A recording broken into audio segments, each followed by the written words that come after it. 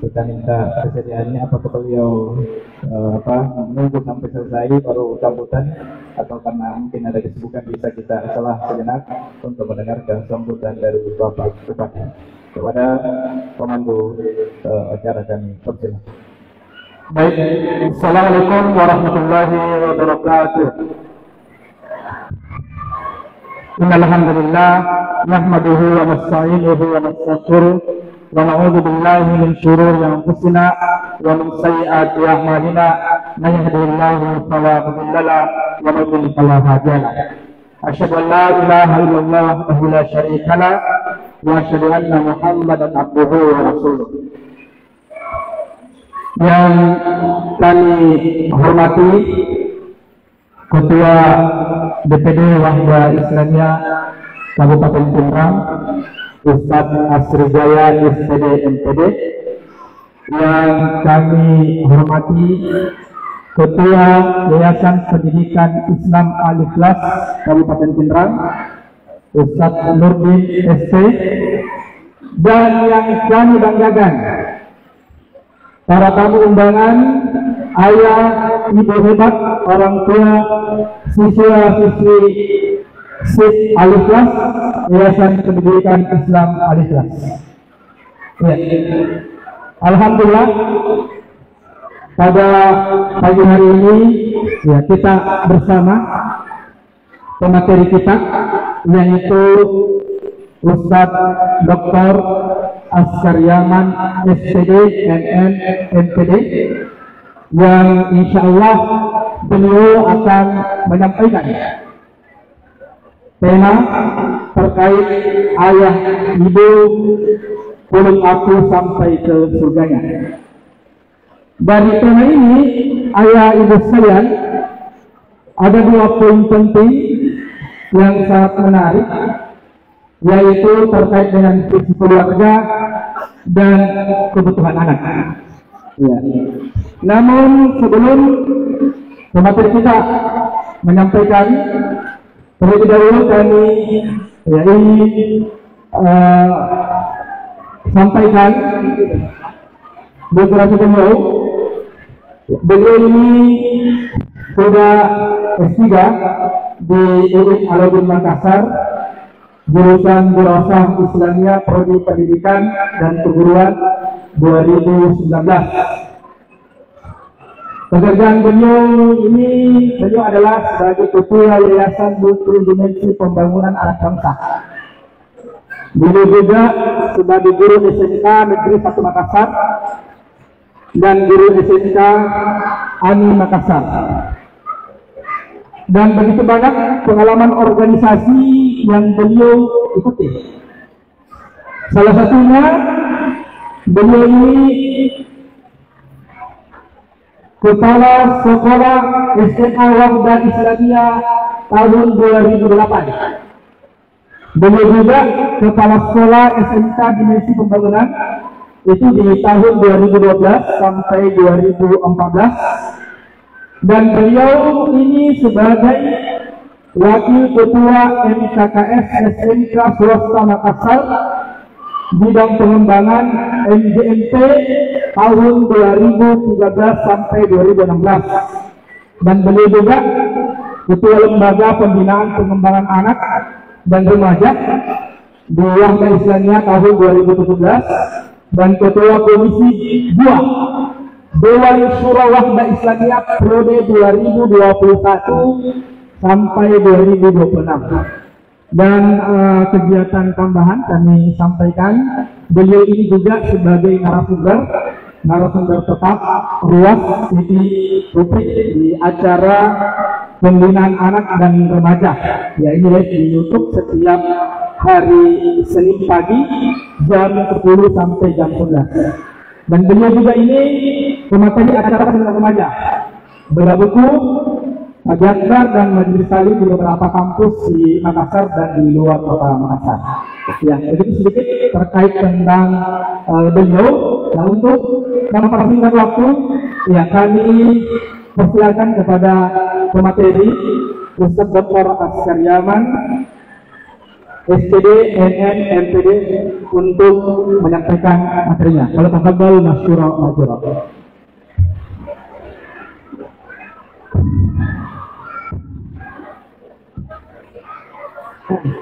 Baik, Bismillahirrahmanirrahim. Assalamualaikum warahmatullahi wabarakatuh.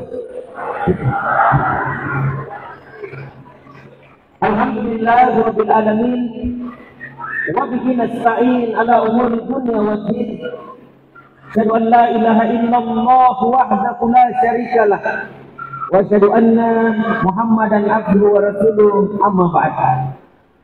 Yang kami hormati, yang kita muliakan bersama Bapak Bupati, yang insya Allah mudah-mudahan sebentar datang ya, Bapak Kepala Dinas Pendidikan di Kabupaten Pindrang, Ketua DPD Wakil Islamiyah Pindrang, demikian pula yang kami hormati, yang kita muliakan bersama Ketua Yayasan Pendidikan Al-Ikhlas Bapak Nurdin SD. Alhamdulillah. Bapak-bapak, ibu-ibu yang alhamdulillah sempat hadir di kesempatan yang sangat-sangat baik ini. Yang hadir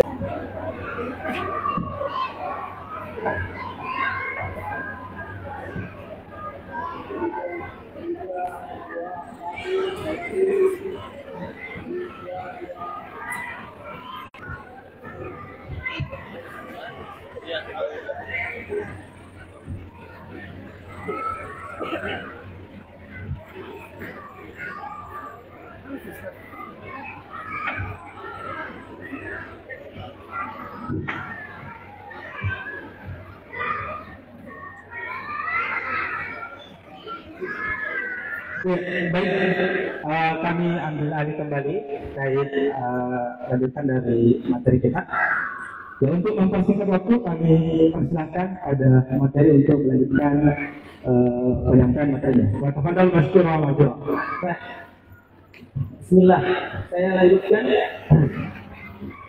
Bapak Ibu hadirin yang sangat berbahagia, alhamdulillah tadi Pak Bupati kita telah memberikan kata sambutan.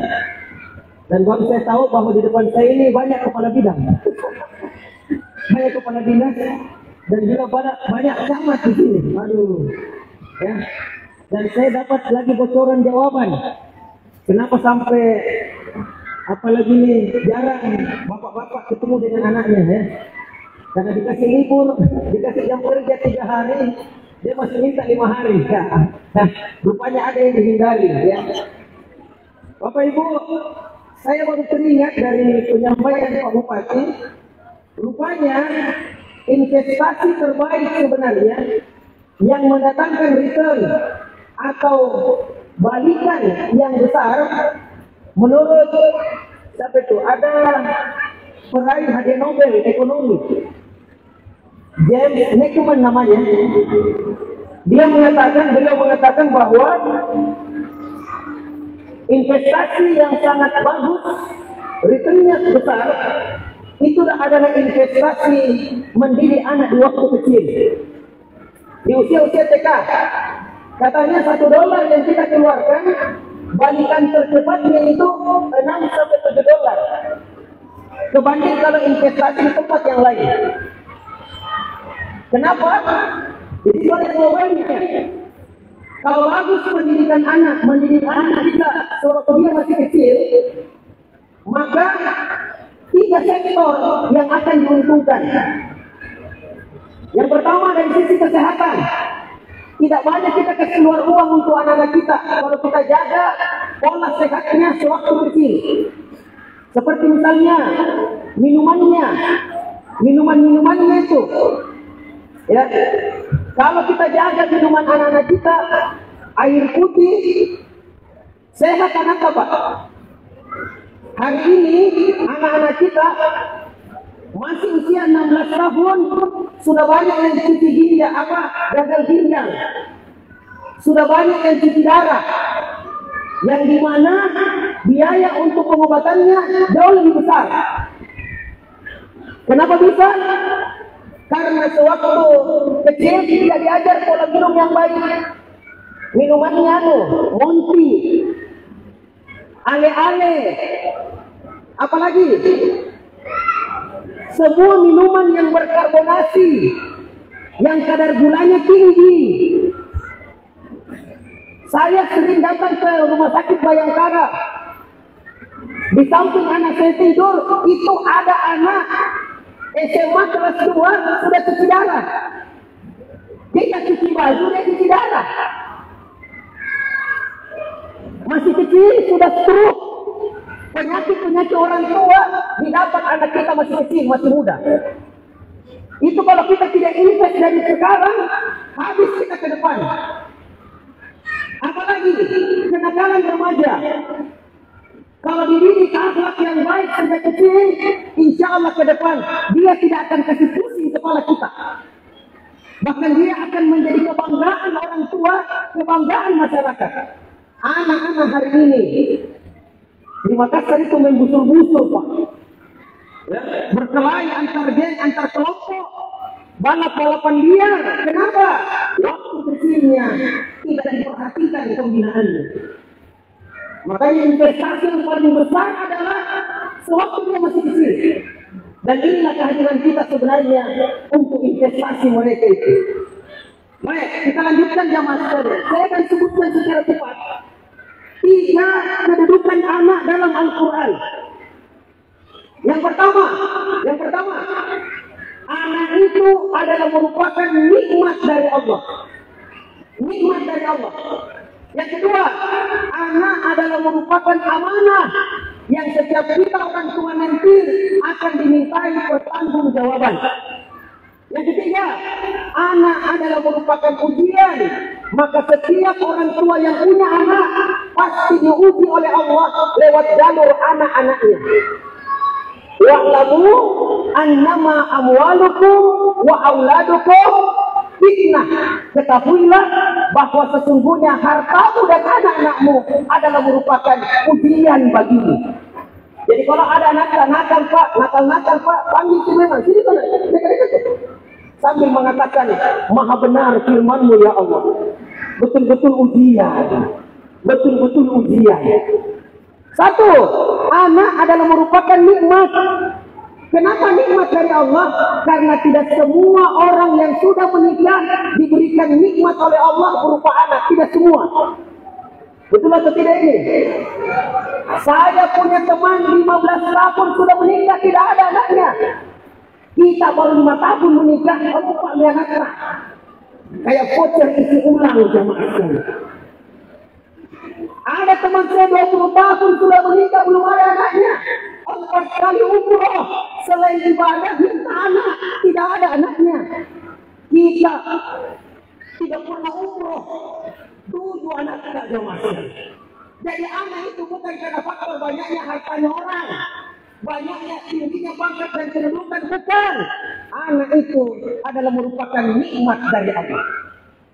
Tapi untuk teman-teman yang belum punya anak, dan juga provokatori sambil mengatakan cerai lo kebodoh, tidak ada di anakmu, jangan sampai kaya mandul.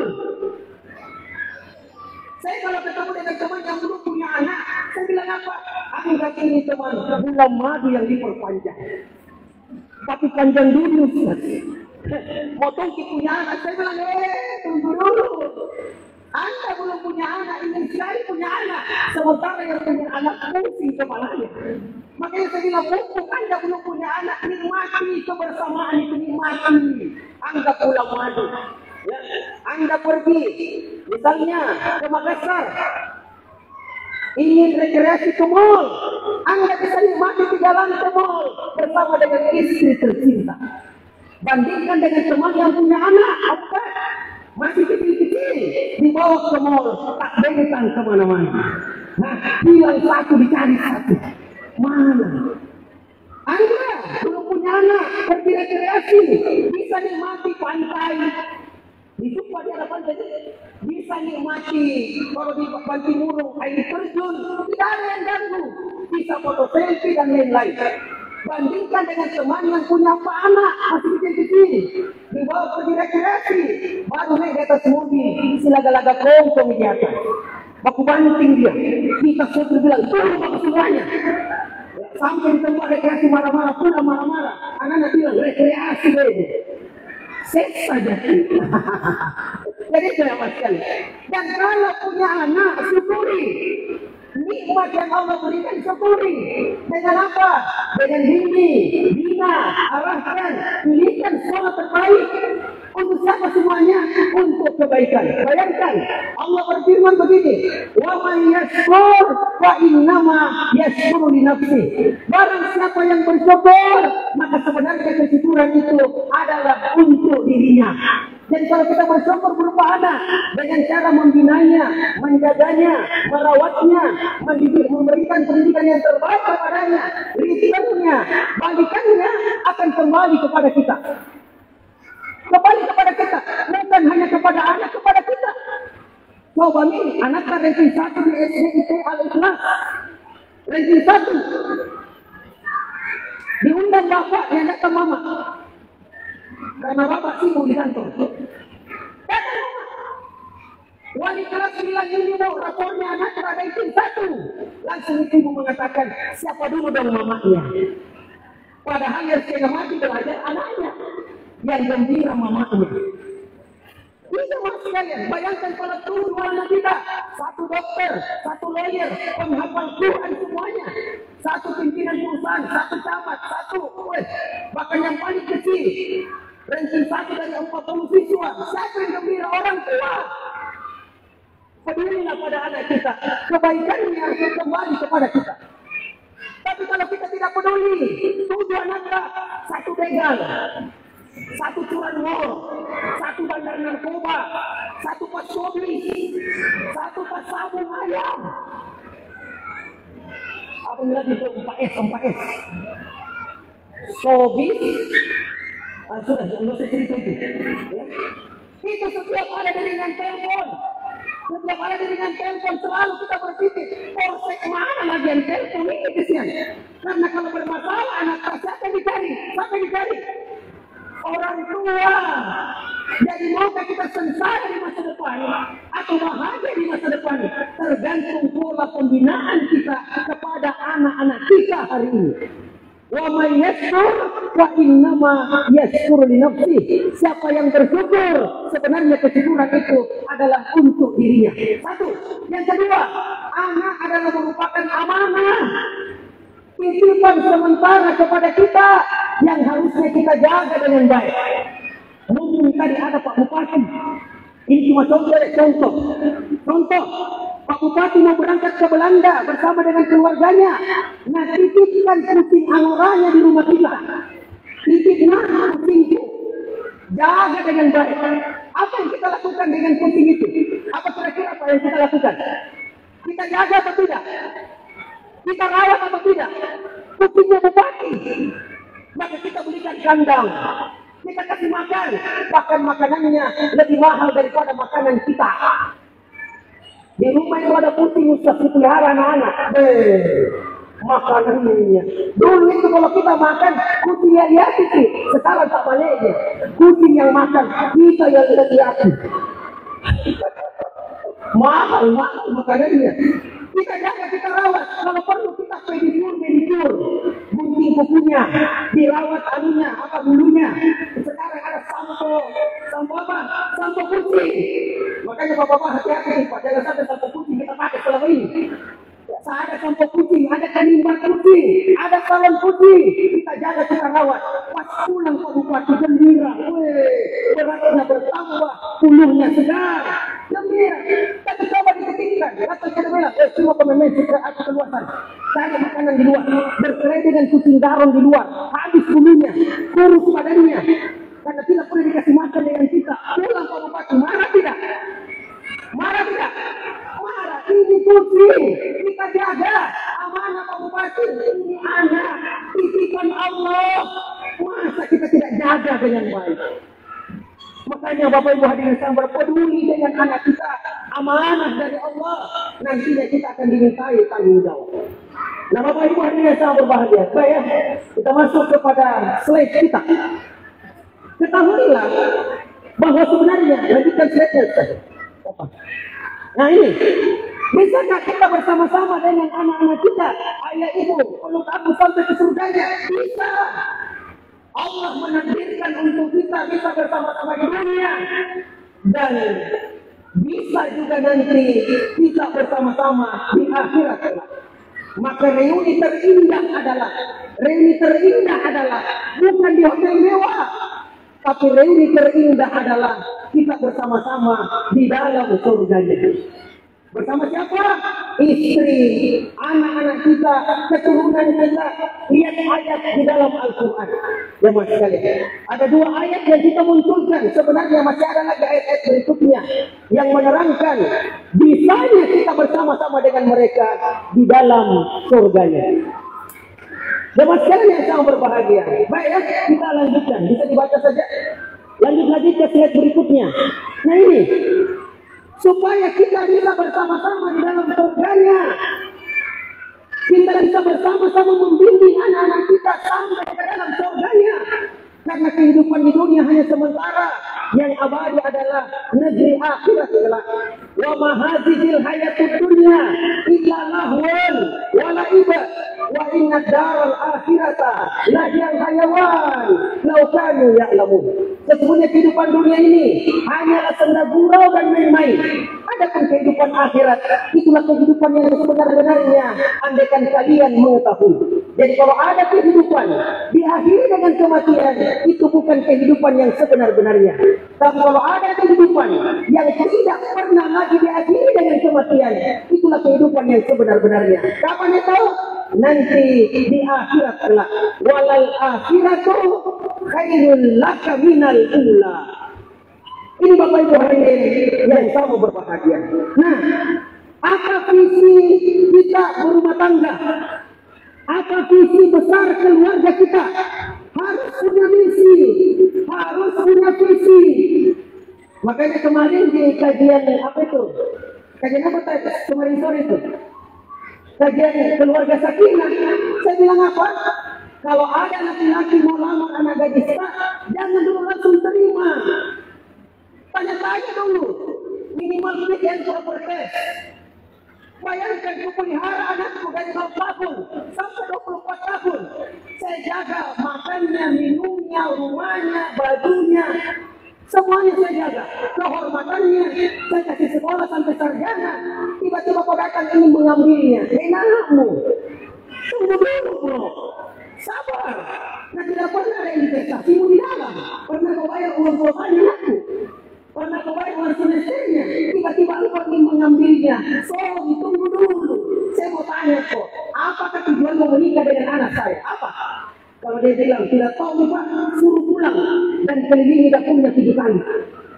Supaya kau tahu di sana apa isinya dapur. Apa isinya dapur Pak? Di sana ada minyak goreng.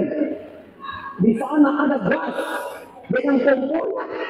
Di sana ada anaknya. Dan tidak ada kita lihat cinta di situ, cinta tidak ada. Tapi cinta anak tidak makan itu cinta.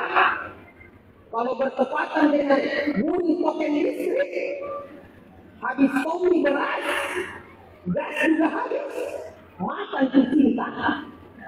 Tidak masuk yang tanya, apakah visimu ke depan? Kau mau bawa kemana rumah tanggamu? Harus ada, sama sekali. Ya, dan ingat Pak Bupati ini kalau satu periode berapa tahun Pak Bupati tadi menjabat? Berapa tahun? 5 tahun. Kalau lanjut lagi ke depan 5 tahun lagi kan 2 periode itu paling banyak. Betul apa tidak? Karena ada bisa 3 periode tidak bisa Pak. Anu kena kasih maju, tidak kita tidak lanjut ke dia bahaya. Ya mas sekalian. Untuk jadi suami, ada periodenya. Saya tanya Bapak Ibu, ada periodenya suami? Suamiku kok 1 periode mau? Kalau 5 tahun ke depan cocok lanjut, kalau tidak ubah. Ada begitu? Tidak ada. Yang ada adalah kalau kita sudah menikah, maka kita sudah berniat menua bersama. Maka visi menjadi seorang suami harus lebih hebat daripada visi gubernur. Harus lebih hebat daripada visi presiden. Sebab apa? Sekali dia menikah, sudah berjanji kepada Allah untuk menua bersama. Tidak ada kemudian. Ini disebut seumur hidup. Nah, apa visinya berumah tangga? Apa visi berkeluarga? Harusnya ini yang kita canangkan di rumah-rumah kita masing-masing. Di sekolah-sekolah kita masing-masing, Ustaz. Apa itu? Buka Quran surah 66 di ayat yang ke-6. Ya ayyuhallazina amanu qu anfusakum wa ahlikum nar. Wahai orang-orang yang beriman, peliharalah diri kalian dan keluarga kalian dari azab api neraka. Inilah visi mendidik kita. Bagaimana kita mendidik anak-anak kita di dunia supaya nanti di akhirat mereka selamat dari asap api neraka. Ini jemaah sekalian. Jadi keluarga, semua orang tua, semua guru-guru, visi mendidiknya adalah supaya nanti di akhirat dia selamat, dijauhkan dari asap api neraka. Artinya apa? Dimasukkan ke dalam surga. Ini jamaah sekalian yang sangat berbahagia. Kalau ini menjadi visi pembinaan kita, maka anak-anak akan selamat. Bukan hanya di dunia ini saja, bahkan sampai nanti di akhirat kelak. Lanjut, Ustazah, silakan. Siapa yang jadi operator?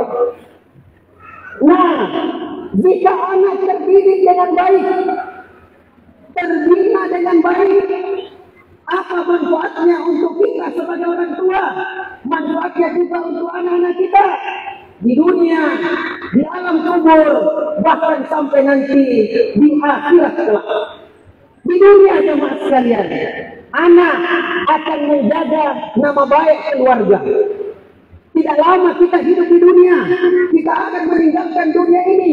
Maka yang akan melanjutkan keluarga kita itu adalah anak-anak kita. Makanya kalau dia terbina dengan baik, dia bisa menjaga nama baik keluarga, nama baik masyarakat, jamaah sekalian. Kalau dia terbina, apalagi dia bisa mengangkat harkat dan martabat keluarga. Ada orang tua biasa-biasa saja, namun dia concern, dia fokus untuk pembinaan anaknya. Akhirnya ada di antara anaknya menjadi pemimpin nasional, jamaah sekalian. Terangkat harkat dan martabat. Terangkat harkat dan martabat. Ada orang tua tidak pernah naik ke tanah suci. Lewat didikan anak-anaknya. Anak-anaknya lah yang menghantarkan anaknya ke tanah suci untuk haji, untuk umroh, dan seterusnya. Ini Bapak Ibu hadirin yang berbahagia. Kita lihat tadi itu anak-anak kita yang tampil itu. Ada tadi yang tampil kuliah itu. Bacaan. Itu umurnya berapa tahun, Pak? 6 tahun ya? 5 tahun. 6-5 tahun. Tahukah kita? 20 tahun ke depan. Tepatnya di tahun 2045. Indonesia apa itu, Ustaz? 2045. Indonesia emas atau cemas? Emas atau cemas? Emas. Kenapa kita bilang emas? Karena 100 tahun Indonesia merdeka. Sekarang 2025, 2045, berarti 20 tahun ke depan. Anak yang tampil di sini, Bapak Ibu, yang usianya 5 tahun, 20 tahun ke depan, usianya sudah menjadi 25 tahun. 25 tahun. Kakak-kakak yang jadi tadi protokolnya, berapa umur pun? Hah? 16. Berarti tahun 2045 umurnya sudah menjadi 36 tahun. Nah, sudah bisa mau mendaftar nanti jadi wakil presiden. Sudah nih. Yang penting Bapak presiden dan pamanmu ketua MK. Di Soti ini kamu bahayanya ini, ya Allah. Ini jamaah sekalian. Nanti kita pandangin tinggal anak kita ini. Dia selamanya kecil. Dia akan tumbuh. Dia akan kembang, jemaah sekalian. Dan dia akan jadi pemimpin di masa yang akan datang. Bayangkan kalau saya masih hidup 30 tahun ke depan. Tepatnya di tahun 2055. 55. Anak-anak yang 5 tahun sudah menjadi 35 tahun. Dengan bangganya ketua DPD. Aku masih hidup pada kira-kira 2055. Saya mau saja, ya, kebetulan masih hidup, saya juga masih hidup. Kita sudah bilang, Ustaz, kita pernah ceramah toh di indoornya kantor bupati, pernah. Ini fotonya Ustaz ya. Anak-anak yang tampil, doa harian. Ini yang berdiri paling lucu laki-laki. Sekarang sudah menjadi gubernur Sulawesi Selatan. Di sampingnya Ustaz Menteri Kehutanan, di sampingnya Kepala Dinas Kesehatan, di sampingnya baru tangkap KPK Ustaz. Susah ini. Mereka ini jadi pemimpin menggantikan kita. Hari ini saya ceramah di sini, 20 tahun ke depan anak kita lah yang ceramah di sini jamaah saya, memberikan yang terbaik kepada umat. Tergantung pola pembinaan kita. Makanya dia bisa mengangkat harkat dan martabat keluarga, bukan hanya melanjutkan keturunan, apalagi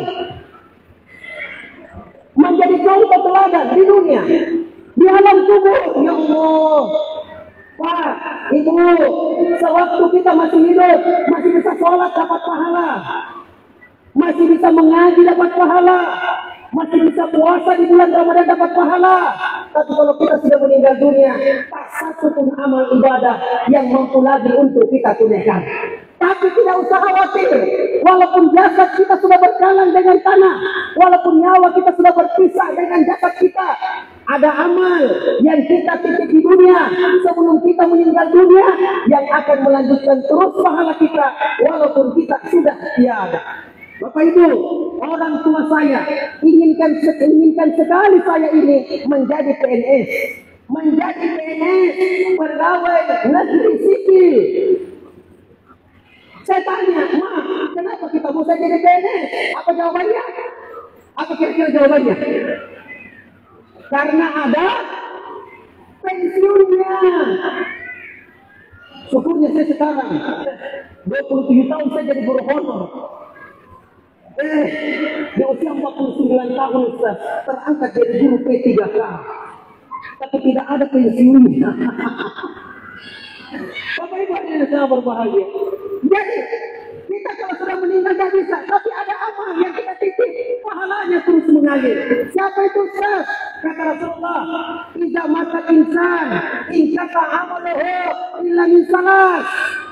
1, sedekah jariyah. 2, al-ilman yuntafa'u bih. 3, waladun saleh yad'ulah. Meninggal manusia terputus amalnya dengan dunia kecuali 3 yang terus mengalir pahalanya tanpa henti. Beras jamaah sekalian. Siapa itu? Pertama, sedekah jariyah. Harta yang kita infakkan di jalan Allah. Bapak bangun masjid, bantu pembangunan masjid, bantu anak panti asuhan, bantu lembaga tahfiz.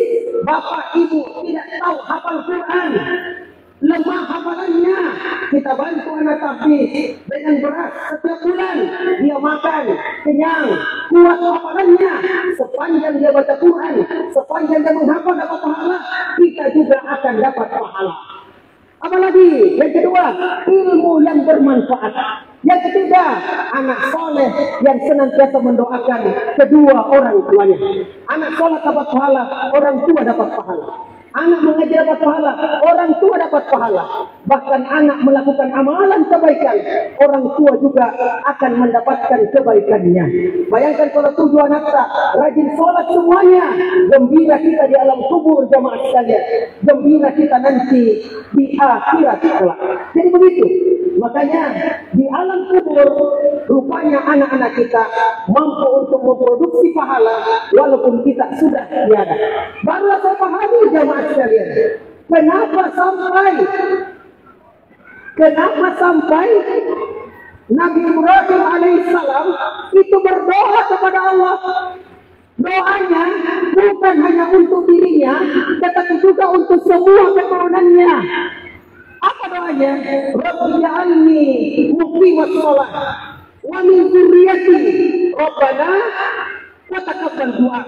Ya Tuhanku, jadikanlah aku beserta dengan anak cucuku orang-orang yang senantiasa mendirikan sholat. Kenapa didoakan juga anak dan cucu-cucunya? Karena kalau anak itu sholat dapat pahala, dia juga akan mendapatkan pahala. Makanya Bapak Ibu bersyukur anak kita kasih masuk di SD, IT, Al-Ikhlas. Bukan hanya diajar menyangkut tentang keilmuannya, tapi diajarkan juga iman, takwa, akhlak mulia. Aduh, andai kan bisa berulang waktu jamaah sekalian, bukan kembali SD dan masih di SD IT Al-Ikhlas. Saya Pak dulu SD Impres. Tidak ada begini Pak, tidak ada begini hamba doa-doa ini, tidak ada. Ini anak-anak masih kecil, sholatnya mantap. Bahkan kita yang selalu dikasih bangun tengah malam, bangun cepat. Sembahyang subuh kita lihat nak baru jam 2 tengah malam. Luar biasa anak-anak kita jamaah sekalian. Ya, dan ini yang penting, agama. Agama penting untuk anak, mumpung dia masih kecil. Agama, Bapak Ibu saya tanya, ini saya minta maaf. Pernah kita belajar baca Quran waktu kecil? Pernah atau tidak? Terpakai tidak sekarang? Halo, terpakai tidak sekarang? Terpakai. Pernah kita belajar sholat waktu kecil? Terpakai tidak sekarang? Terpakai. Pernah kita belajar ketika makan waktu kecil? Makan dengan tangan kanan, minum dengan tangan kanan. Pernah? Terpakai tidak sekarang? Terpakai. Akhlak, doa, sholat, Quran terpakai. Ilmu umum. Saya guru matematika di sekolah. Baru nanti belajar teorema Pythagoras. Sisi ini sebuah segitiga seperti itu. C kuadrat sama dengan A kuadrat sama B kuadrat. Pernah? Terpakai tidak sekarang? Woi, terpakai tidak sekarang? Tidak usah. 7 kali kita dihukum pada saat itu. Tidak dipakai sekarang. Pernah kita belajar trigonometri, sin cos tangan, sin dong ke cos aku tangan. Pernah sin 30, cos 90, pernah nggak tidak? Pernah. Terpakai tidak sekarang? Makanya saya biasa bilang, nah, juga para guru-guru bina anak kita dengan baik, bimbing siswa kita dengan baik. Jadi apapun yang ke depan, agamanya tetap dia bawa, ya Allah. Agama tetap dia bawa. Mau jadi dokter, masih tetap sholat. Mau jadi profesor, tetap puasa di bulan Ramadan. Begitu modelnya. Baru saya paham kenapa bapak-bapak, ibu-ibu kasih masuk anaknya di sekolah Islam terpadu. Bahkan kemarin saya tanya, itu alamatnya anak-anak kasih swasta yang mana paling jauh? Siapa kemarin yang jawab itu Ustaz? SMP, di mana paling jauh alamatnya orang tua itu? Rumahnya. Apakah dekat-dekat sekolah itu tinggal mereka? Di mana yang jauh kemarin? Siapa yang jauh? Ada yang 17 kilo dari sini. Ada Pak di sini hadir. Ada di sini 17 kilo rumahnya, nah sekolahnya di SMP kita. Angkat tangannya Pak. Kasih hadiah kalau ada. Minimal bunga-bunga itu. Ada tidak? Ada Pak ya? Ada ya? Berapa kilo Pak? Berapa kilo? Berapa kilo? Sebut saja berapa kilo Pak? 16 kilo Pak. Tahu Pak? Berapa sekolah kita lewati Pak? Makanya saya tidak tahu sihir apa yang Anda punya SIT Al-Ikhlas sampai menarik orang 16 kilo datang ke situ. Baru uang masuknya tinggi Pak. Ada uang masuknya SIT. Ada uang pula-pulanya. Ada. Bolehlah Anda bawa anaknya 16 kilo Pak. 16 kilo. Ya Allah. Berapa pondok pesantren kita lewati Pak? Berapa sekolah dasar yang tidak berbayar, bahkan sepatunya dibayar negara, dapat lagi NJG, makan bergizi gratis. Kenapa kita kasih masuk anak di sekolah Islam terpadu? Jawabannya sudah jelas jamaah sekalian, karena di sana bukan hanya diajar tentang ilmu masa depannya, tetapi juga ilmu masa akhiratnya jamaah sekalian. Diajar sholat, diajar puasa, akhlak mulia dan lain sebagainya. Makanya Bapak Ibu bersyukur bila Allah mampukah kita ajar kita mengaji di rumah. Jangan ajar, kita saja tidak tahu mengaji. Makanya Pak, bayar sekolahnya cepat Pak ya. Jangan nanti kita tanggal 27. Itu guru-guru kita Pak, gajinya turun 1 koma Pak. Baru tanggal 1 sudah koma. Apalagi kalau kita mau bayar nanti tanggal 27 Pak, 3 kali mati kita guru kita. Mana aja kita bayar Pak. Itu sekalian. Bapak Ibu hadirin yang berbahagia. Jadi itu, lanjut Ustaz. Nah sekarang, nih, apa upaya yang kita lakukan agar supaya anak-anak kita nantinya bersama-sama dengan kita masuk ke dalam surga yang dijauhkan dari asap api neraka. Ada upaya yang kita lakukan. Makanya Bapak Ibu, ini paling penting sebenarnya orang tua. Karena betul tadi kata Pak Bupati, sebenarnya anak-anak itu lebih banyak di rumah daripada di sekolah. Betul atau tidak ini? Berapa jam dia di sekolah? 8 jam. 16 jamnya itu di rumah. Cuma yang jadi masalah, terkadang di sekolah diajar baik, di rumah dikali nol. Dihapus dengan orang tua. Ya. Waktu saya pulang dakwah salah satu daerah, sopirnya sambil di jalan kita ngobrol-ngobrol, dia bilang sopirnya, Ustaz, anakku ada 3. Anak pertama aku masukkan ke pesantren, anak kedua ini Ustaz, enggak mau kasih masuk di pesantren. Kenapa bisa kok? Pembayarannya bukan Ustaz. Apa aja ini? Anak pertama Ustaz laki-laki. Nadakwai kau setiap hari kalau dia pulang dari pondok. Pak, sembahyang kita. Amalan yang paling pertama nanti dihitung di akhirat adalah sholat. Sembahyang kita. Makanya saya tidak mau masuk anak kedua aku di pesantren. Jangan sampai 2 ustaz di rumahmu. Saya bilang, lentol di pikiran ini. Ini sama sekalian. Allahu Akbar. Coba kita lihat. Nah, yang kebanyakannya di mana? Di rumah. Makanya di rumah tinggal kita lanjutkan apa yang diajarkan di sekolah.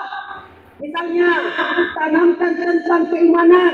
Bagaimana caranya menanamkan Ustaz tentang keimanan? Bacakan, usahakan setiap gerakannya, setiap tindakannya, usahakan kita tuntun dengan membaca doa supaya kuat keimanannya. Contoh, doa makan. Apa doa makan, Pak?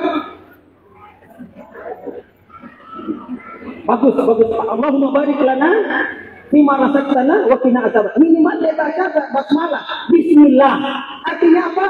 Ini makanan bukan karena tiba-tiba ada makanan, semuanya dari Allah Subhanahu wa taala. Dengan menyebut nama Allah. Gitu modelnya. Jadi kalau makan baca basmalah. Mahasiswa bertanya, apa doa kedua orang tua? Banyak yang jawab, Allahumma barik lana fima. Saya bilang pantas. Kurang aja itu dengan orang tuamu. Mau makan orang tuamu, nah. Baca doa. Mau makan baca doa. Keluar rumah baca doa. Mau tidur baca doa. Kedua orang tua baca doa. Mau pakai baju baca doa. Luar biasa. Itu saja yang kita tuntun. Jangan lupa baca doa. Nah, kenapa? Ada Allah Subhanahu wa taala. Sehingga keimanannya semakin kuat. Bagaimana lagi Ustaz? Dengan keteladanan. Anak itu kayak mirroring, kayak cermin itu anak-anak kita kayak cerminnya. Apa yang kita gerakkan, itu yang dia contohkan. Itulah anak-anak. Makanya kalau orang tua memberikan yang terbaik kepada anaknya, rajin sholat, maka insya Allah anaknya juga rajin sholat. Orang tuanya menjaga kebersihan, maka anak-anak juga akan menjaga kebersihan. Saya ajar anakku semenjak kecil. Dan saya konsisten. Nah, kalau sudah makan snack, saya suka gonceng anak saya. Jangan buang sembarangan, nak. Kasih masuk di tasmu. Kalau ada sampahnya, pembungkusnya, atau kasih masuk di kantong. Begitu terus sampai dia sekarang sudah selesai mahasiswa, sudah sarjana. Saya lihat buahnya. Kalau dia makan, langsung dia kasih masuk di kantongnya itu sampahnya, atau dia simpan di dalam tasnya. Sampai sekarang, alhamdulillah. Kita tidak sambil bawa mobil, sampah buang. Pernah kita lihat Pak begitu? Nah, buang sampahnya langsung begini. Allahu Akbar. Saya kadang bilang, SD 6 tahun, SMP 3 tahun, SMA 3 tahun, perguruan tinggi 4 tahun. Kemana selama ini kau di kampus? Kemana selama ini kau di sekolah? Buang sampah sembarangan. Siapa yang ngajar itu? Orang tuanya. Nauzubillahi. Makanya kalau ada orang tua biasa suruh anaknya buang sampah sembarangan, bertobatlah kepada Allah. Dan sampaikan kepada anakmu, nah, bapak sudah bertobat, kamu juga bertobat, nah. Jangan kau buang sampah sembarangan. Bapak ibu sekalian, nah sekarang ini upaya mewujudkannya, karena bukan hanya sekedar cerita, tapi kita wujudkan. Apa itu? Ada 4 Pak. Ada 4 hal ayah bunda, minta tolong. Ada 4 hal untuk mewujudkan mewujudkan kita bersama anak kita di dalam surga. Ada 4 hal. Yang pertama adalah komitmen. Yang kedua kerjasama. Dan yang ketiga adalah apa itu Pak? Pengorbanan. Dan yang keempat apa? Kesadaran. Tidak sulit. Tidak ada. Bisa ya? Sedikit lagi. Ya sudah. Nah sudah. Bapak yang di sini kalau tidak lihat bisa geser cepat gini. Yang pertama apa? Komitmen. Harus komitmen. Lanjut ke saudara. Slide-nya. Nah ini nih, kebutuhan anak. Kebutuhan anak Pak. Aman, bernilai, dihargai, dipahami, dicintai, dimengerti, diajak ngobrol. Itu anak-anak. Bapak-bapak minta tolong bantu anak-anak. Jangan sekedar rasa aman. Aman Ustaz. Sandang, pangan, papan, pendidikan. Aman. Bukan hanya itu dibutuhkan anak-anak. Dia butuh juga dicintai, dihargai, bernilai, dipahami. Itulah anak-anak kita. Bapak-bapak mengatakan itu tugasnya ibu-ibu Ustaz. Saya capek kerja di kantor. Untuk apa? Untuk aman. Anak kita juga butuh belayan bapaknya. Bapak Ibu, saya tanya itu anak-anak kalau main-main, dia suka main-main dengan bapaknya atau dengan mamanya? Dengan siapa? Itu anak-anak kalau bermain, dia suka bermain dengan bapaknya atau dengan mamanya? Dengan bapaknya. Kenapa tidak dengan mamanya? Mama banyak sekali aturannya. Jangan begini. Jadi itu anak-anak, nggak usah bergerak kalau begitu. Tapi kalau dia main-main dengan bapaknya, awalnya bapaknya yang dorong itu sepeda. Sebentar dia naik itu sepeda, anaknya dorong di belakang. Ya, main-main dengan bapak enak sekali. Kita bisa dengiki pundaknya, tarik janggonya. Kita bilang, main-main dengan mamamu nak berjalan apa deh? Surigau. Tapi kalau bertanya, anak-anak lebih suka bertanya dengan bapaknya atau dengan mamanya? Dengan siapa? Kenapa bisa suka dengan mamanya? Karena laki-laki secara umum kata-kata yang keluar dari mulutnya satu hari hanya 7.000 kata. 7.000 kata Pak. Sementara perempuan 20.000 kata. Makanya di TK tidak ada laki-laki, jamaah sekalian. Semuanya perempuan. Karena anak TK cerewet mulutnya, suka bertanya. Sementara laki-laki tidak mau ditanya. Tanya nih bapak. Habis 7.000 kata di kantor. Disuruh 3 hari kerja, 5 hari kerja di situ. Nah 7.000 habis. Pas pulang ke rumah, ketemu anak. Bapak, kenapa daun warna hijau? Jawaban bapak yang sudah habis 7.000 kata singkat padat menyakitkan. Karena memang saya apa? Orang sakit begini. Nah gitu bapak-bapak. Tapi coba kalau tanya ibu mama, kenapa daun warna hijau? 20.000 kata belum keluar. Jawab saya, itu karena ada satu klorofilnya nak hijau daun. Itu hasil fotosintesis CO2 dengan O2. Apa anak tahu kan hijau apa? Klorofil jawabnya tidak tahu. Tapi karena panjang jawabannya, gembiralah dia. Ini anak. Datanglah anak-anak, umi. Kenapa nak? Dapat 2 sama matematika. Langsung dia bilang itu dijajet tiap hari. Makan. Anaknya bilang, mau dapat 2, makan gadget. Bagaimana kalau dapat 0? Janganlah. Bapak Ibu, kalau ada anak kita datang pesan dengan gembira, Umi, dapat 2 enggak? Jangan kita kasih seperti tadi, dia akan takut. Kita gembira karena anak-anak jujur. Anak-anak percaya diri. dan anak-anak menghargai nilainya. Kita yang merusaknya sambil mengatakan makanya belajar tuh itu malu-malu. Mestinya kita balik. Itu kenapa sampai kita waktu kecil tidak mau kasih lihat angka jelek kita karena takut dimarahi. Karena orang tua maunya bagus-bagus nilainya anaknya. Makanya kalau kita kasih lihat nilai bagus 10 3 kali, tapi 70 kali nilai 2 jamaah sekalian. Kita tumbuh di dalam tas kita. Kita sebagai orang tua harus menghargai. Pasti datang, umi atau abi, bapak dulu, kita bilang apa? Bagusnya. Itu anak bilang apa? Bagus. Nah, dapat dua.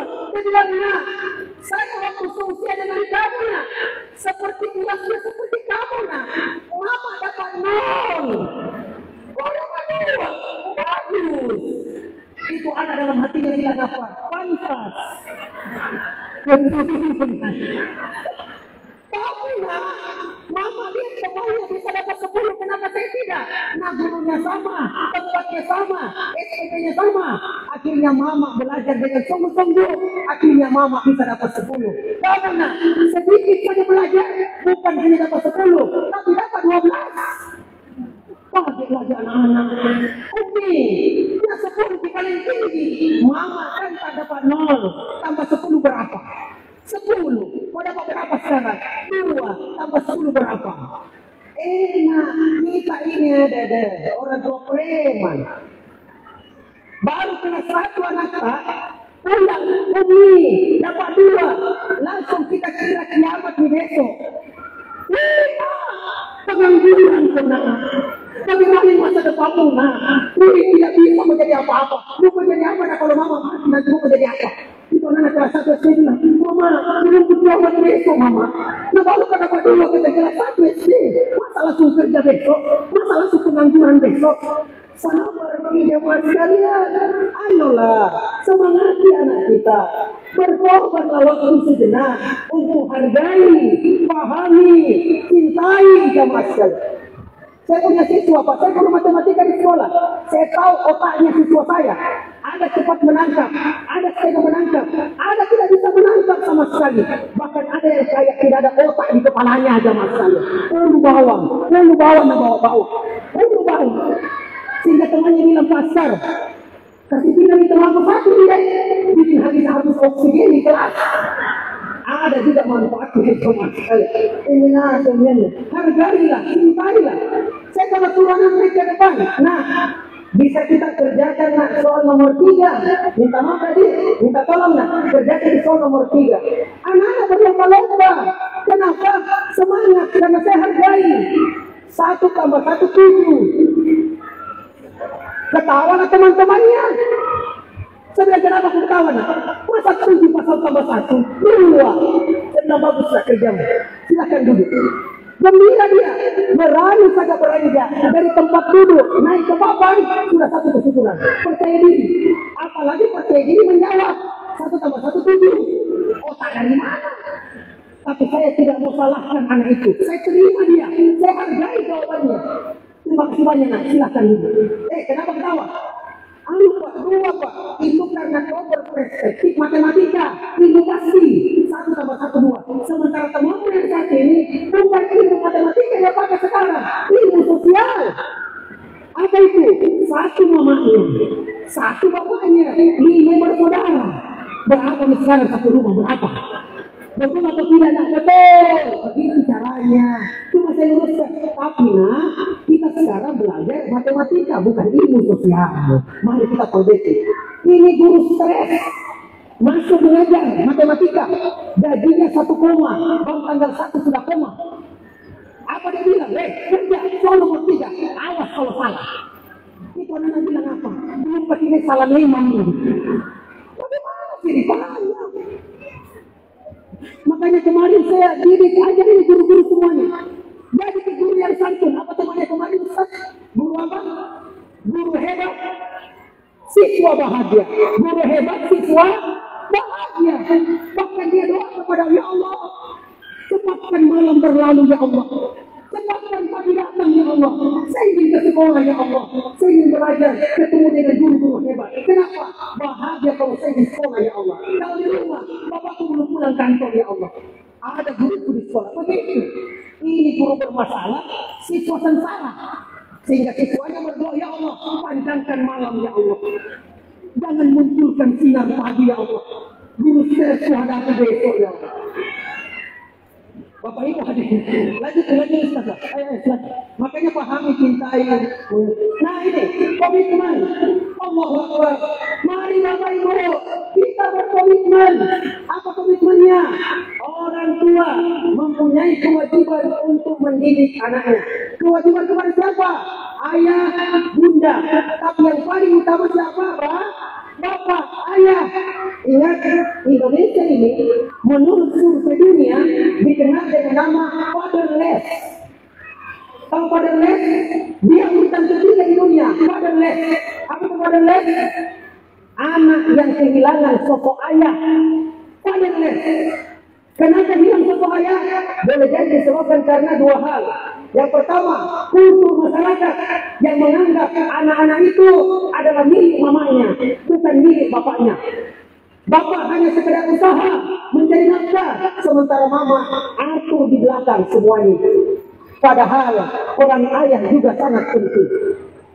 Anulah, berkolaborasilah, komitmen. Kenapa? Karena mama itu kesian, suaranya dibesar, berulang-ulang, anak-anak tidak ada perubahan.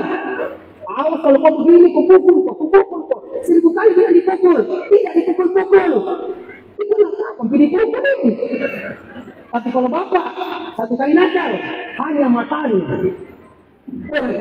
Langsung dia itu anak. Ya? Apalagi kalau dia bilang 1, baru 1 berhenti. Kalau mama, itu kamu. Mari kita komitmen bersama-sama menjaga anak kita. Yang kedua, kebaikan anak tergantung daripada didikan orang tua. Karena dia contoh.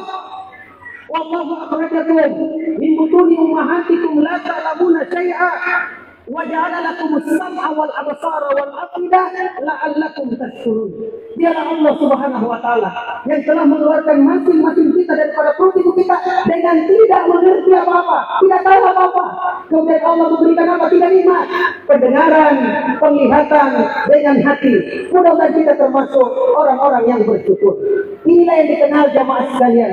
Ya, pendengaran, penglihatan, dengan hati. Artinya apa? Inilah gerbang masuknya informasi. Pendengaran, penglihatan. Anak mudah sekali belajar dari apa yang dia dengarkan. Mudah sekali mencontoh dari apa yang dia lihat. Dan mudah sekali memilah dari apa yang dia rasakan. Jadi anak-anak kita memang tidak tahu apa-apa waktu lahir, tapi dia akan mudah sekali belajar, mudah sekali menyerap, seperti spons. Mudah sekali menyerap apa di sekitarnya. Dari mana? Pendengaran, penglihatan. Dan Edgar Bell, seorang pakar pendidikan, pernah melakukan survei. Rupanya dari anggota tubuh kita ini 75% kemampuan anak menangkap objek, menangkap pelajaran itu lewat penglihatannya, 13% lewat pendengarannya, 12% lewat anggota tubuh yang lain. Pernah ke Bapak Ibu bilang begini dengan apa? Nak, mana ke telingamu? Berapa kali kita kasih tahu kok? Mana telingamu? Ini mamanya. Kenapa tidak ada pendengaranmu? Nah, kenapa tidak mendengar? Karena kemampuannya mendengar cuma 13%. Tapi 75%-nya apa? Lewat melihat. Maka jadilah contoh teladan yang baik. Kenapa di sekolah? Baru-baru ini Pak ada kejadian kepala sekolah membimbing siswanya. Yang apa? Yang merokok. Dan teman-temannya lebih 630 mogok belajar. Kenapa mogok? Karena dia inginkan kepala sekolahnya turun dari jabatannya. Apakah dia membela perokok? Bapak Ibu, ketahuilah, saya lama jadi kepala sekolah. Saya kadang bilang dengan guru-guruku, tidak ada gunanya Pak Ibu tertulis no smoking, dilarang merokok di setiap ujung-ujung daripada kelas kita. Sambil mengatakan area bebas asap rokok, artinya tidak ada asap rokok. Sementara gurunya merokok. Bahkan ada guru dengan marahnya, rokok di tangan, masuk di kelas. Awas kalau kau merokok. Awas, awas, saya hukum kau, saya suruh lari kau. Awas, itu anak-anak tidak protes, pandang. Tapi dalam pikirannya dia bilang apa? Yang mana yang benar? Yang dia ucapkan atau yang dia contohkan? Maka jangan harap pendidikan kita maju ke depan. Guru digugu dan dipilih. Rumahnya merokok juga bapaknya. Ini yang terjadi zaman dahulu. Contoh yang buruk. Padahal dia itu apa? Bungkus rokok, merokok, mau bunuh. Anaknya bilang, bapak, tidak takut mati. Sudah, itu sama sekali. Apa lagi? Pembiasaan. Biasakan anak kita. Kalau bisa karena biasa. Jadi jangan hanya sekedar ngomong, tapi pembiasaan. Biasakan kebersihan. Ini, ada permulaan begini. 0 sampai 6 tahun, jadikan anak kita seperti raja. 7 sampai 12 tahun, ajarkan anak-anak kita seperti dia tawanan, ajarkan kedisiplinan. 13 sampai seterusnya, jadikan anak kita seperti kawan atau sahabat. Maksudnya apa pernyataan ini? 0 sampai 6 tahun, jadikan anak kita seperti raja, layani dia, layani. Mau makan disuapi, mau tidur digendong, berak diceboki, jadikan raja. Adakah raja diceboki, Pak? Adakah raja disuapi? Adakah raja digendong kalau mau tidur? Tidak ada. Tapi anak kita lebih daripada raja, layani dengan baik. Tapi kalau sudah di atasnya 6-7 tahun dan seterusnya, jadikan anak kita seperti tawanan. Ajarkan dia disiplin. Biasakan dia makan. Nah, besar makin nah. Nih, wajar kita. Ambil piring nah, dirak piring, pegang bebek nah, jangan jatuh, pecah itu. Kemudian ini nak rice cooker nah, umi buka nah, mau buka bebek sendiri, itu bisa apa? Ambil nasi nah seperti ini nah, coba ambil nah, makan sendiri, suapin. Nah, ada mikumismu nah, masa disuapi, ayolah nah, begitu. Akhirnya makan, kita tidak direpotkan lagi. Mungkin cuma 2 minggu kita ajarkan itu, berikutnya jangan diajar sama, bisa mas sendiri. Wih, kita bilang apa? Sombong. Begitu. Wah, pipis, berak. Masukin nak, begini caranya masuk nak. Ceboki, nah. Itu taimu tuh nak. Lebih busuk daripada tainya mama. Begini caranya cebok nak. Begini caranya. Oh begitu ya. Kita tidak direpotkan lagi. Mau tidur, gendong. Nah, 50 kilo beratmu nak. Obesitas nak. Masa digendong? Ayo nak jalan sendiri. Akhirnya mandi sendiri, makan sendiri, urus dirinya sendiri. Dari kecil kita sudah bebas jamaah sekalian. Kenapa? Ajarkan disiplin sejak dini. Kalau 13 tahun ke atas, ajar dia dengan dialog, ngobrol. Kenapa? Lagi 10 menit? Kenapa baru 1? Berapa tadi kau itu? Berapa tadi? Oh, 10 menit. Ya jauh.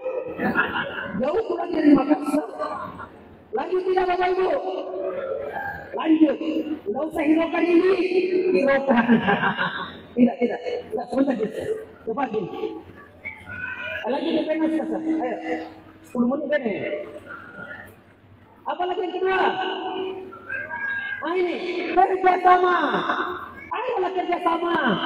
Miliki misi yang sama dalam mendidik.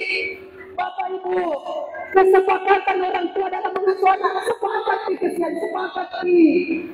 Allahu Akbar, lama sama-sama 20 tahun, tidak pernah sepakat. Selalu bertengkar di hadapan anak. Jangan bertengkar di hadapan anak Bapak Ibu. Kalau mau bertengkar, silakan masuk ke kamar. Kalau perlu mau banting kau di situ. Aku mati buka langsung keluar bapaknya. Kenapa kita? Tidak Gina. Kenapa ada bu? Itu tadi nak sapi yang jatuh. Lalu kenapa buku ini bapak? Ada bapak di dalam nak. Jangan bertengkar suami istri di hadapan anak. Jangan. Itu akan merusak psikologis anak. Merusak sekali. Allahu Akbar. Jangan ada kata-kata kasar keluar dari mulut kita dengan pasangan kita di hadapan anak-anak. Sekarang ayah bunda bertengkar di hadapan anak. Memang kau begitu bapakmu nak. Tahu ya? Makanya apalagi kalau istri, jangan seperti bapakmu nak. Tidak baik kalau laki-laki begitu. Nanti kalau kau jadi suami, anaknya bilang ini bapakku kurang ajar. Anda ada lagi rasa hormat. Apalagi ibu kalau marah. Nah, dukung mama nak. Jangan dukung bapak. Dukung mama nak. Nanti pasti mama. Ada. Sepakat mendidik. Bapak ibu, ada anak dikasih dengan mamanya uang 100.000. Anak SD Ustaz.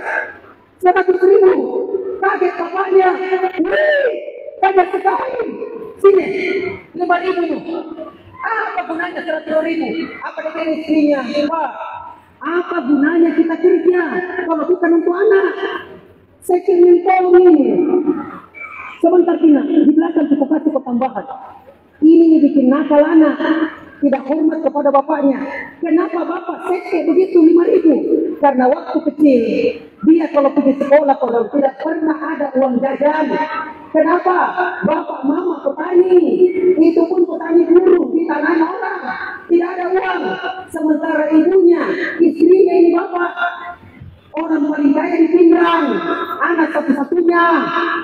Sekolah diantar mobil, makanannya megah. Akhirnya pola inilah dipakai untuk sayang anaknya. Pola inilah dipakai bapak untuk anaknya. Makanya kita harus sepakat supaya kita tidak bertengkar. Sepakat. Tengah malam ya jangan ada penganak. Bagaimana caranya bagus anak ini? Kalau saya dulu waktu kecil, bagaimana baiknya? Kesepakatan inilah yang kita bawa di hadapan anak kita, sehingga tidak terjadi hal-hal yang kita tidak inginkan. Apalagi mengutamakan anak dari ego masing-masing. Kebanyakan orang tua cerai hanya karena ego. Bapak Ibu, bulan-bulan ini kalau bapak biasanya nonton infotainment, enggak jadi bapak-bapak karena suka mancing bapak. Ibu-ibu yang suka nonton infotainment, coba lihat banyaknya artis hari ini kawin cerai. Pernikahan jarang, tapi perceraian banyaknya. Bahkan ada artis waktu dia menikah hari berkabung nasional. Banyak yang kecewa, kok dia menikah sekarang dia mau cerai, tidak ada berkabung. Tidak mas sekalian, mari ya, bagaimana kita jaga ego kita. Jangan hanya mau kita, akhirnya kita bercerai dan yang korban siapa? Anak-anak. Saya lama jadi guru BP, hampir 90% lebih anak-anak yang nakal di kelas, nakal di sekolah, rata-rata broken home. Bapak mama bisa dan dipelihara oleh neneknya. Alhamdulillah. Maksimalkan kebersamaan, hubungan harmonis. Lagi selesai. Sedikit lagi. Pengorbanan. Carikan harta yang halal. Jangan coba-coba kasih masuk dalam rumah harta yang haram. Apalagi kasih makan anak kita harta yang haram. Tumbuh badan yang tumbuh daripada makanan yang haram, itu yang akan menyebabkan anak ini suka berperilaku yang negatif jamaskan. Kalau ada anak nakal, lihat siapa orang tuanya, lihat di mana lingkungannya, lihat apa yang dia makan, dari mana sumbernya, rata-rata dari yang haram. Yang kedua, berikan tempat lingkungan yang baik. Bersyukur Bapak Ibu, kita sekolahkan anak kita di STT Islam Terpadu Al-Ikhlas, lingkungannya baik, didukung dengan guru-guru yang khair ya, yang bagus-bagus, ustaz-ustazah, ditambah dengan teman-temannya yang baik juga. Apalagi bersama berdialog dengan anak, dialog dengan anak. Biasakan kita bicara dengan anak. Dan kalau anak bicara, usahakan kita berkomentar. Umi, tadi kau di sekolah. Itu anak cerewet kalau masih kelas 1 SD. Dia cerita semua temannya. Umi, guruku tadi kok. Nah, kita orang tua fungsinya apa? Tidak begini. Oh iya. Jadi. Astagfirullah. Jadi nak jadi. Anak-anak senang berbicara sehingga dia sampai besar jamaah sekalian. Tidak ada rahasia pada dirinya kecuali dia ungkapkan dengan orang tuanya. Ya, jangan kebalikannya. Baru mau bicara, dia mau kok cerewet sekali. Akhirnya anak-anak menjadi introvert. Nauzubillah min dzalik. Komunikasikan yang baik menjadi kebanggaan anak. Terakhir, kesabaran. Pasti anak adalah cobaan. Jadi kalau dapat cobaan, bersabar. Wasta'inu bisabri wassalah. Jadikanlah sabar dan sholat itu sebagai penolongmu. Sabar ki, wabashir sabirin. Berikan kabar gembira untuk orang-orang yang bersabar. Memang begitu anak-anak. Tidak lama dinakal, dia akan serius. Saya bilang di masjid begini, Bapak Ibu, kalau ada anak-anak di masjid, minta tolong jangan diusir pulang. Tapi ribut sembahyang Ustaz. Ribut. Saya bilang apa? Pewaris resmi masjid ini adalah anak-anak kita. Kalau kita meninggal, siapa yang akan lanjutkan jamaah masjid kalau bukan mereka? Maka jadikan masjid nyaman untuk mereka. Tapi main-main Ustaz salat. Main-main itu sementara aja. Saya punya anak, waktu 5 tahun, ada odong-odong lewat. Ada odong-odong ada ya? Ada odong-odong lewat. Apa odong-odong? Saya bilang panggil tidak, panggil. 2 kali putar, gembira nih. Sekarang sudah selesai dari tiba. Sarjana nih sekarang. Lewat odong-odong depan rumah. Saya bilang apa? Nah, tahan ini. 10 kali putar. Dia bilang apa? Sarjana makin tahu. Artinya apa? Tidak lama dia main-main. Tidak lama. Jemaah sekali. Tapi kalau kita usir, maka dia bilang dalam hatinya, di rumah disuruh ke masjid. Di masjid diusir pulang. Dengan PlayStation, tidak ada yang marahi. Inilah yang terjadi. Sabar. Mari orang tua. Di rumah juga demikian. Sabar. Menuntun anaknya. Kalau belum ranking 1, masih ada hari esoknya. Belum di kiamat besok. Kalau sudah ranking 1, semangat ke belajar nak. Karena 29 temanmu siap mencapai rankingmu nak. Ayo semangat belajar. Apalagi sebagai cobaan agar kembali ke jalan yang benar. Ingat, sifatnya sementara. Dan yang selamanya adalah kebaikan yang akan kita tuai. Mungkin inilah Bapak Ibu sekalian, upaya yang penting untuk kita lakukan. Agar supaya anak kita bisa tumbuh kembang dengan baik dalam ridho Allah Subhanahu wa Ta'ala. Tapi dengan cara bagaimana Ustaz? Jadilah teladan yang baik. Biasakan anak-anak dengan hal yang terbaik. Pengajaran yang baik. Sabar kita dalam membimbingnya. Kalau dia mempunyai masalah, kita sebagai sumber solusinya. Sepakatlah dalam pembinaan anak. Ayah, bunda, mari kita atur jadwal kita, kualitas kita, kebersamaan kita. Dan saya bersyukur ya, teori yang selama ini saya pahami, itu dicontohkan oleh Pak Bupati tadi. Sibuk sekali kami, tapi ada satu waktu di mana mereka kumpul. Di mana itu? Di mana Pak? Di meja makan. Makanya saya ingatkan sebelum saya tutup. Kualitas time, waktu yang sangat berkualitas, bukan sepanjang hari, tapi minimal di 3 waktu. Apa itu? Yang pertama, makan sama-sama. Kalau tidak bisa makan sama-sama siang, makan sama-sama malam. Ini kesempatan kualitas time. Yang kedua, kalau berangkat ke sekolah, antar anak-anak ke sekolah. Anak-anak senang sekali di atas kendaraan. Tapi kalau bicara anak-anak, jangan dikasih. Itu kesempatan kita mendidik. Kenapa? Anak-anak senang di atas kendaraan. Satu biasa kita di kepalanya. Setiap ucapan kita masuk di benaknya. Makanya sambil kita bawa anaknya, apakah pakai motor atau pakai mobil, aja bicara. Bagaimana kemarin waktu di sekolah kita, saya nggak dengar kita cerita kemarin dengan Dia bilang bilang, kemarin itu guruku tuh, itu temanku tuh, aja dia ngobrol. Nah itu, masuk ke kalau begitu gurumu nak cerewet, nah, dia itu bagus nah, selalu mau menuntun kita. Akhirnya lulus. Ini kita tidak, sambil bawa mobil, apa kau? Diam kok. Terlambat panggil lagi, terlalu bapak ke sekolah, terlalu bapak ke kantor. Anak-anak bilang, kapan bahagianya? Yang ketiga, sebelum dia tidur, usahakan Bapak Ibu, belikan buku kisah-kisah Nabi, belikan buku yang bermanfaat, ceritakan dia, ini yang hilang hari ini, sehingga anak-anak dia tidur bersama dengan HP-nya, bersama dengan tayangannya. Tadi dia nonton HP, sekarang HP yang nonton dia. Tidak ada edukasi sama sekali. Tapi coba kita tinggalkan itu dan kita bacakan buku-buku bagus untuknya.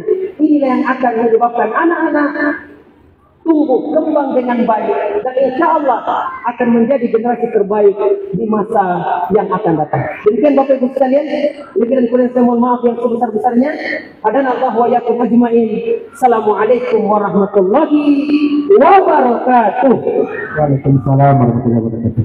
Syukur doa jazakumullah khairan atas pemaparan materi. Ya, kita masuk pada sesi interaktif dengan narasumber, itu sharing pengalaman bagi orang tua. Kita kasih batas waktu 15 menit untuk bertanya. Dua orang, di akhwat 1 orang.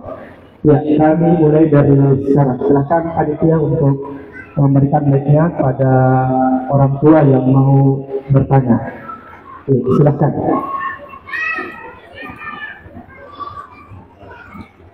Di ikhwah, ya, angkat tangannya, bertanya, nanti dijawab sama pemateri kita.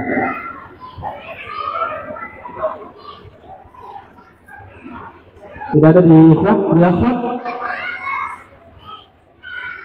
Di akhwat ada? Silakan dinyalakan mic-nya kalau ada. Kita langsung bertanya.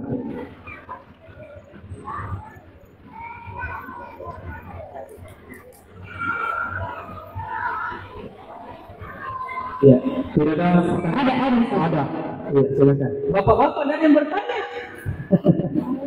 Ayo Ibu, silakan Bu. Bismillahirrahmanirrahim. Assalamualaikum warahmatullahi wabarakatuh. Waalaikumsalam warahmatullahi wabarakatuh. Ya Bu. Perkenalkan Ustaz, nama saya Risma Malati. Saya salah satu orang tua, salah satu ananda soleha yang sekarang duduk di kelas 6 SD. Ya, kelas 6. Perempuan laki-laki?